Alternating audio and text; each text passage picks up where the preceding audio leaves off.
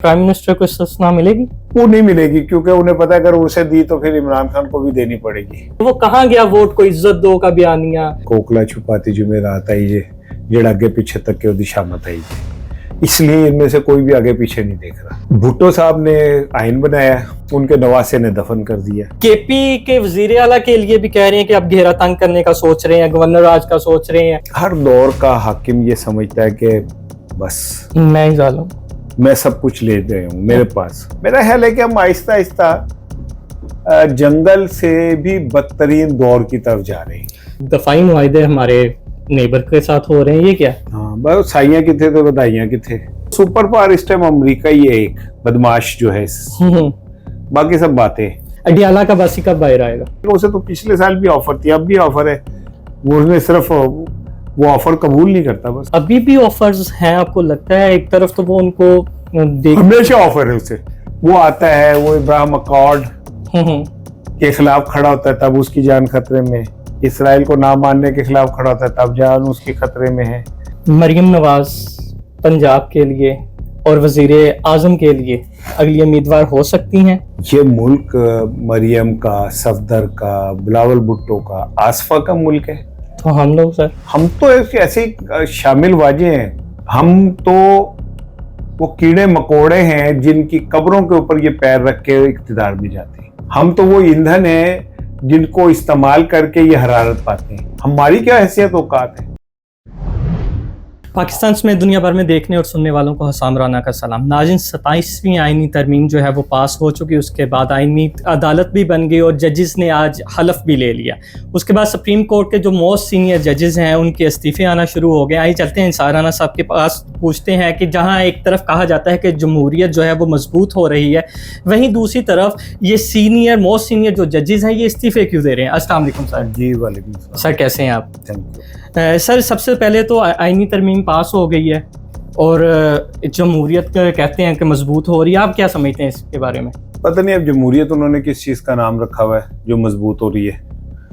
हो सकता है कि उनके जो मुफादात हैं उसका नाम जमहूरियत हो, क्योंकि उनके मुफादात तो मजबूत हो रहे हैं। मेरा ख्याल दुनिया की तारीख में कहीं ऐसा नहीं होता कि किसी शख्स को इम्यूनिटी पूरी ज़िंदगी के लिए दे दी जाए, जो सदर जरदारी को दे दी गई है। तो अगर इसी का नाम जमहूरियत है, जरदारी को तहफ़्फ़ुज़ का, तो फिर मजबूत हो गई है भाई, फिर और मजबूत करने। सर, इस्लाम का अगर कॉन्सेप्ट लिया जाए, क्योंकि पीटीआई ने भी ये अपनी तो पेश की है कि इस्लाम में भी किसी को इस्तिस्ना नहीं है। हुज़ूर सल्लल्लाहु अलैहि वसल्लम ने भी कहा था कि अगर मेरी बेटी चोरी करेगी वो भी सज़ा की मुस्तहिक होगी। तो ये है इख्तियार इस्लाम में, उसके बावजूद इस्लामी जमहूरिया पाकिस्तान में किसी को हम इस्तिस्ना कैसे दे सकते हैं? बात यह है कि क्योंकि पाकिस्तान एक डेमोक्रेटिक मुल्क कहलाता है ना, तो हम डेमोक्रेसी में भी कहीं इसकी कोई गुंजाइश नहीं है। मसब तो हमारा एक ओवरऑल हयात है ना। तो अगर हज़रत उमर खलीफा वक्त अपने बेटे को कोड़े मरवा सकते हैं और उसके मरने के बाद उसकी कब्र पे कोड़े मरवा सकते हैं, तो फिर किसी को कोई इस्तिस्ना हासिल नहीं है। ठीक है ना। तो मेरा ख्याल है कि हम आहिस्ता आहिस्ता जंगल से भी बदतरीन दौर की तरफ जा रहे हैं। तो सर, क्या ये सिर्फ वो अडियाला के वासी का डर है कि जो इस्तिस्ना ली जा रही है कि कल को आएगा गवर्नमेंट? क्योंकि पाकिस्तान में एक वो सर्कल चलता है, आज नहीं तो कल सर्कल घूम के कभी ना कभी तो आना है। क्या ये वो डर है? इसके पीछे असल रीज़न क्या है कि इतनी जल्दी? क्योंकि हमने देखा कि सेनेटर इरफान सिद्दीकी साहब जो है उनकी वफ़ात हुई, अल्लाह ताला उन्हें गरीक़ रहमत करे, वो उस पर भी वो चुप कर गड़वाटिया वाला हिसाब था कि बताया नहीं था कि ये सेनेट इजलास आगे ना हो जाए। तो क्या इतनी जल्दी क्यों थी? मेरा ख्याल है कि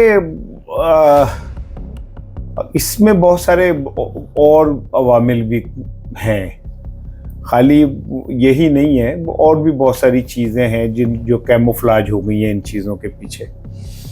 और अभी तो 28वीं तरमीम आएगी। जी, वाडा साहब कह रहे हैं उस 28वीं तरमीम में देखें क्या क्या होता है। उसमें प्राइम मिनिस्टर को इस्तीफा मिलेगी? वो नहीं मिलेगी, क्योंकि उन्हें पता है अगर उसे दी तो फिर इमरान खान को भी देनी पड़ेगी। तो इसलिए उन्होंने वो इस्तिस्ना वापस ली थी। कोई मतलब कोई सखी दरवेश नहीं गए कि उन्होंने कहा जी मैं नहीं लड़ी। उन पे तो $16 अरब की फर्द जुर्म लगी हुई है जो अभी तक वापस नहीं हो सकी। 28वीं तरमीम में 18वीं तरमीम का मुकम्मल सफाया कर देंगे, जिसके लिए अभी इन्होंने इसलिए नहीं किया कि पीपल्स पार्टी थोड़ा सा रिलेक्टेंट थी और वो थी, तो अब वो जो अपने बेसिक चीज़ें उन्होंने करवा ली है पीपल्स पार्टी ने, इसके बदले अपने जरदारी साहब को वो मिल गया, उन्हें का आज़ाद कश्मीर मिल गई। तो अब जब ये सब चीज़ें हो गई, अब नेक्स्ट स्टेप पे जो रह गई हैं चीज़ें वो पूरी करवाएंगे वो। सर उसके बाद हमने देखा कि जस्टिस मंसूर अली शाह साहब का इस्तीफ़ा, जस्टिस अतर मिनल्ला साहब का इस्तीफ़ा, फिर उस पर जो जस्टिस मंसूर अली शाह साहब ने इस्तीफ़ा दिया उस पर फिर अहमद फराज की गज़ल के चंद अशार। तो ये पहले इस्तीफ़ा क्यों नहीं दे दिया, आने के बाद ही क्यों दिया गया? नहीं, वो रजिस्ट करते रहे इस सिस्टम के खिलाफ।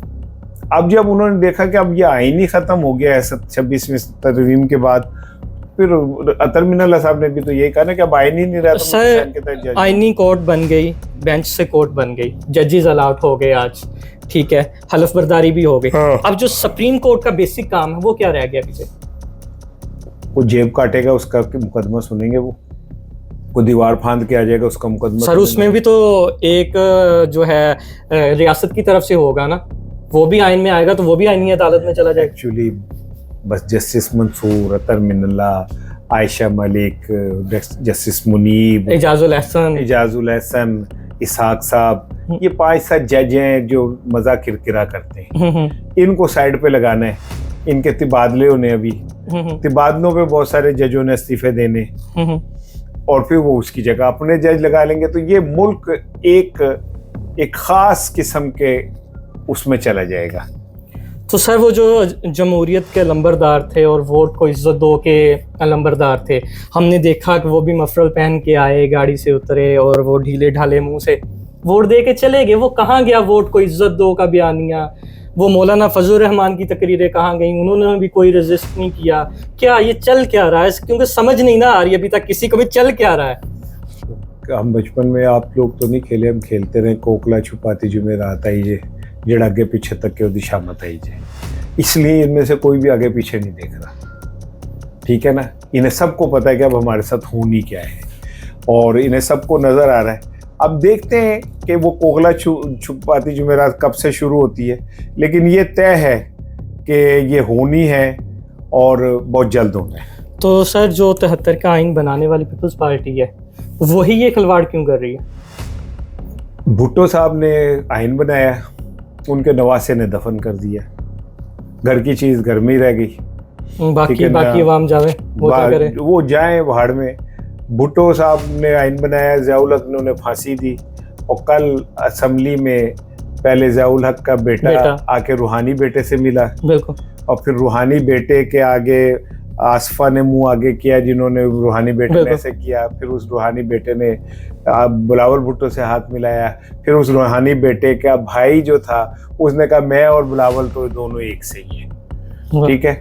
तो भुट्टो को ज़ियाउल हक ने तो नहीं मारा, भुट्टो को तो कल जो है अदालत उसमें पार्लियामेंट के अंदर सर बीबी भी इसी आइन के लिए रजिस्ट करती रही है, इसी जमहूरियत के लिए लड़ती रही और है। अब ये जो कहते हैं ना कि जी हमने मिसाक जमहूरियत की वजह से, तो मिसाक जमहूरियत में तो बल्दियाती इंतखाबात का भी है, सूबों के उसका भी है, का भी है, तो उस पे भाग रहे हो, ठीक है ना। जहाँ पे तुम्हें पता है कि इतने साड़ी दाल रोटी का मामला है वहाँ पे आप खड़े हो रहे हो। सर कल फैसल वाडा बैठे हुए थे वसीम बदामी के शो में, उन्होंने कहा कि हम कानून बनाने वाले हैं, हम जो चाहेंगे जैसे चाहेंगे कानून बनाएंगे, हम कानून बना के ही काम करेंगे और कानून के दायरे में ही रह के काम करेंगे। एक तो एस्टेब्लिशमेंट के लिए मुझे समझ आती है, वो ऐसे लोगों को उन्होंने अपना भूखू बनाया जिनकी क्रेडिबिलिटी खत्म हो गई है।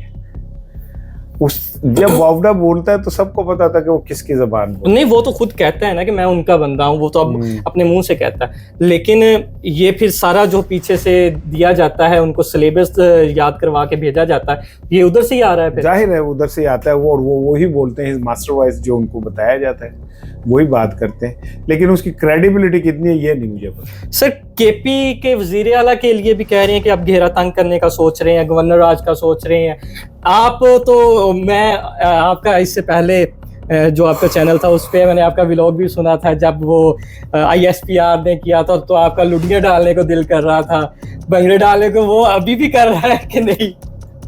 बात यह है, मेरी एक जाहिर एज है, मैंने बहुत सारे दौर देखे, हर दौर का हाकिम ये समझता है कि बस मैं ही जालिम। मैं सब कुछ ले गए हूँ मेरे पास। मैंने देखा है, हमने पढ़ा है कि शद्दाद को तो जन्नत बनाई, पैर भी नहीं रखने का मौका मिला। बिल्कुल इसी तरह। अल्लाह के फैसले, अल्लाह के फैसले। हमने बड़े को आते हुए और बड़ों को भागते हुए देखा।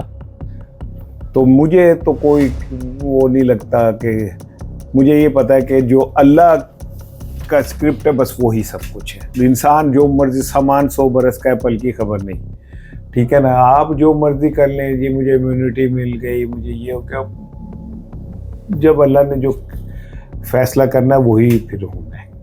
नहीं सर, वो इलेक्ट्रिक लोगों का इलेक्ट्रिक नुमाइंदा है, ठीक है, वो आपसे बैठ के बातचीत से मसला हल करना चाहता है, लेकिन फिर उसकी लेग पुलिंग करना या खींचना या काम से रोकना, अगर वो कहता है कि ऑपरेशन का जो हल है बातचीत से हल हो सकता है, तो आपको नहीं लगता कि बातचीत होनी चाहिए? जिस तरह ग्रैंड जिरगा उन्होंने मुनक्कद किया। मेरा ख्याल इंटरनेशनल इस्टेब्लिशमेंट के कुछ और इशू हैं, वो पाकिस्तान को ख़ास किस्म के उसमें फंसाना चाह रहे हैं कि एक तरफ अफगानिस्तान से हालत जंग में रहें, एक तरफ इंडिया के साथ हम हालत जंग में हैं, बॉर्डर पे फौजें लगी हुई हैं, तैयारे उड़ रहे हैं और हम भूखे मर रहे हैं, और एक ऐसी कौम जो भूखी मर रही है वो जंगों में जा रही है। समझ नहीं आ रही मुझे। सर आपने इंटरनेशनल एस्टेब्लिशमेंट का कहा आपने कि वो नहीं चाहते।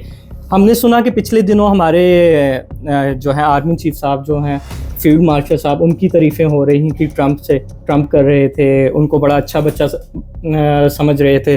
फिर शहबाज शरीफ की तारीफ़ें हो रही थी, और दफाई मुआहदे हमारे नेबर के साथ हो रहे हैं। ये क्या? हाँ, बस साइयां किथे थे, बधाइयां किथे, ठीक है इधर ना। सिर्फ लॉलीपॉप ही। सानू ट्रंप ना वो आदमी है जो रोज अपनी बीवी की खूबसूरती की तारीफ करता है और शाम को जाके ना अपनी गर्लफ्रेंड को शॉपिंग करा देता है। अच्छा, ठीक है, सानू ने सिर्फ तारीफा ते रखे हैं। नहीं, सानू ने सिर्फ यही रखा कि जागदे रहो साडे ते ना रहो। हाँ, और सानू ने सिर्फ तारीफा ते रखे हैं और कुछ नहीं। तो सर ये फिर समझ नहीं आ रहा है इनको कि ये लोग समझना नहीं चाह रहे। इनको समझ आ रहा है, लेकिन और कोई हल नहीं है ना हमारे पास। हम क्या करेंगे? हम ट्रंप के खिलाफ खड़े नहीं हो सकते। सर रशिया आपके साथ खड़ा होने को तैयार है, चीन तैयार है। वो रशिया कमजोर मुल्क है, चीन भी जंगों के अंदर नहीं पड़ता, वो इक्तिसादी तौर पे सुपरमैन है। तो ऐसे में अब रशिया अगर किसी जोगा होता तो ईरान ऐसे तबाह तो ना होता, शाम तबाह तो ना होता। रशिया सिर्फ अपने आप को सेव करने में लगा हुआ है, अपनी बचत के में लगा हुआ है तो लगा हुआ है, लेकिन अब वो सुपर पावर इस टाइम अमेरिका ही है, एक बदमाश जो है। बाकी सब बातें मानेंगे तो ठीक है, नहीं मानेंगे छतरा बना लेगा। ऐसे ही है, ऐसे ही है जी जी, ऐसे ही है कि अगर प्यार ना मान जोगे तो ठीक है, नहीं थे। हाँ, वो जो इसीलिए हम उन्हें कहते हैं कि साहब प्यार से डर नहीं लगता, मार से डर लगता है। सर आ जाते हैं एक स्पेसिफिक टॉपिक जो हर टीवी शो में भी डिस्कस होता है, जिसके बगैर प्रोग्राम मुकम्मल नहीं होता। अडियाला का बासी कब बाहर आएगा? जब वो दिल करेगा उसका, जब दिल चाहेगा उसका वो आ जाएगा, तब आ जाएगा। वो अभी चाहता ही नहीं है, अभी वो आना नहीं चाह रहा। हाँ, अभी वो आना नहीं चाहता। उसकी रीज़न भी है और वो बिल्कुल एक्यूरेट रीज़न है उसकी कि भाई देखे इस टाइम जो हालात हैं बाहर के वो बड़े डिफरेंट से हैं। वो आता है, वो इब्राहिम अकॉर्ड के खिलाफ खड़ा होता है तब उसकी जान खतरे में, इसराइल को ना मानने के खिलाफ खड़ा होता है तब जान उसके खतरे में है, ठीक है। अगर वो हक में बोलता है तो उसकी सियासी मौत हो जाती है। तो इन तमाम हालात के अंदर बेहतर नहीं वो अंदर ही रही, जितनी मट्टी उड़नी है उड़ जाए, ये गर्द जिसके चेहरे पे पड़नी है अपने पे डाल के पड़ जाए। वो जब ये हो जाएगा वो आ जाएगा। उसे तो पिछले साल भी ऑफर थी, अब भी ऑफर है, वो उसने सिर्फ वो ऑफर कबूल नहीं करता बस। सर अभी भी ऑफर्स हैं, आपको लगता है? एक तरफ तो वो उनको हमेशा ऑफर है उसे, हमेशा, जब हर वक्त उसे ऑफर मौजूद है, सिर्फ वो अपनी मर्जी के साथ उस ऑफर को कबूल करेगा। तो sir last question, Maryam Nawaz Punjab के लिए और वज़ीर आज़म के लिए अगली उम्मीदवार हो सकती हैं, और पंजाब के लिए कैसी वज़ीर आला है? भाई क्यों नहीं हो सकती? ये मुल्क मरियम का, सफदर का, बिलावल भुट्टो का, आसफा का मुल्क है। तो हम लोग सर, हम तो ऐसे शामिल वाजे हैं। हम तो वो कीड़े मकोड़े हैं जिनकी कब्रों के ऊपर ये पैर रख के इक़्तिदार में जाते हैं।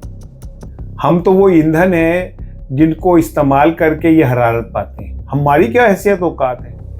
ये मुल्क सफदर का है, ये मरियम का है, नवाज शरीफ का है, शहबाज शरीफ का है, ये इसहाक डार का है, ये बिलावल भुट्टो का है, जरदारी का है, आसफा का है।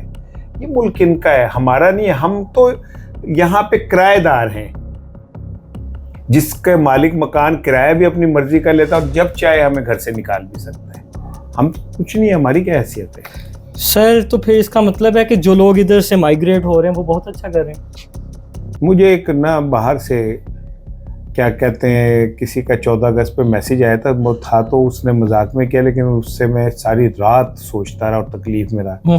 उसने कहा आज़ादी मुबारक और उन लोगों को जो पाकिस्तान छोड़ रहे हैं, उन लोगों को जो पाकिस्तान छोड़ आए हैं। हाँ, उनको आज़ादी मुबारक। तो हम तो कैद के लोग हैं। सर लास्ट पे अवाम को क्या कि इस 27वीं आर्मी टीम, क्योंकि उनके लिए तो कुछ था ही नहीं ना इसमें, ये सब अपना अपना था कि किसने क्या लेना है, किसने किस तरह बचना है। और इस मुश्किल के दौर में जहाँ गरीब का सांस लेना मुश्किल हुआ उनको क्या कहेंगे? वो बेचारा क्या करे? मेरी तरह बासियाँ ले और सो जाए। ठीक है ना, और कुछ नहीं, ना कुल और कुछ नहीं गए। ये शुक्र करे इन बासियों के ऊपर भी इन्होंने टैक्स नहीं लगा दिया। सेल अहमद वाली बात के पानी पी तो सो जा। हाँ, नहीं तो इनको अगर पता चल जाए ना कि बासी लेने से इंसान को थोड़ा सा सुकून सा मिलता है तो टैक्स ला देना। बहुत शुक्रिया नाज़रीन, आपने सारा साहब की गुफ्तगू सुनी। अगर आपको हमारा ये प्रोग्राम पसंद आया तो हमारे चैनल को सब्सक्राइब करें। तब तक के लिए दें सामराना को इजाज़त। अल्लाह ने के बाद।